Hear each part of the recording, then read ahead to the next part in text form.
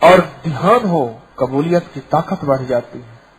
اور قبولیت کی ایک اور طاقت بھی ہے کہ اپنی ذات سے ہٹ کے مدینے والے کی امت کے لیے مانگے، قبولیت کی تاثیر بڑھ جاتی ہے.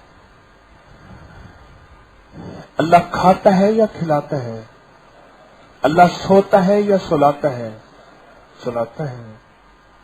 میرا اللہ کھاتا نہیں، کھلاتا ہے، سوتا نہیں، سلاتا ہے. اللہ ہمیں نعمتیں دیتا ہے، خود کچھ نہیں لیتا.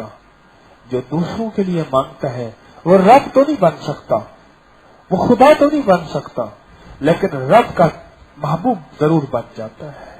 جو دوسروں کے لیے مانگتا ہے، جو دوسروں کو اپنی دعاؤں میں شامل کرتا ہے، جو دوسروں کی.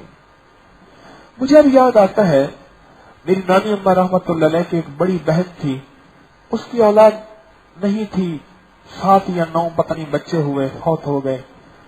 نانا ہوتا تھا، نانا تو نانا قرآن پاک پڑھتا تھا اونچا اونچا. پھر قرآن پاک کے بعد نا پھر ایک دعا مانگتا تھا، یا اللہ میں نے جو کچھ پڑھا سب کے نام لیتا تھا کہ جتنے غریب امیر مٹ گئے، جن قبروں کے نشان مٹ گئے، جن کا کوئی دینے والا نہیں، اللہ میں سب کو ہدیہ کرتا ہوں، دیتا ہوں، سہتا ہوں. اچھا ہم ہنستے تھے، ہم جاتے تھے نا، کہہ رہے نانا نے قرآن پڑھا، کہہ رہے نانا دیکھو ابھی یہ پڑھے گا، 1 دونی 2 دونی 4 3 دونی 6. ہم یہ بچے سے مذاق کرتے تھے. لیکن اب اس مذاق پہ بھی استغفار آتا ہے کہ نانا تو سچا تھا، میں دیوانہ تھا. نانا دیوانہ نہیں تھا، نانا تو ساری امت کے لیے مانگتا تھا، سارے عالم کے لیے مانگتا تھا.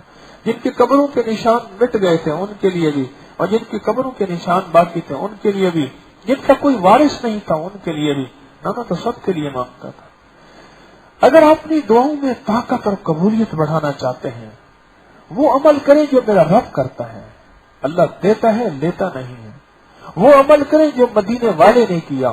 مدینے والے نے ساری امت اپنی ذات کے لیے نہیں مانگا یا اپنی آل کے لیے نہیں مانگا، مانگا تو کم مانگا. عالم کی انسانیت امت کے لیے، امت کے یہودیوں کے لیے، عیسائیوں کے لیے، ہندو کے لیے، سکھوں کے لیے، کافروں کے لیے، خود مدینے والے کو نہ ماننے والوں کے لیے مانگا. آپ کی دعا میں طاقت بڑھ جائے گی، آپ کی دعا میں تاثیر بڑھ جائے گی، اور آپ دعاؤں میں عظیم ہو جائیں گے، بہت زیادہ گریٹ ہو جائیں گے. اگر آپ یہ کرنا چاہتے ہیں تو بہت طاقتور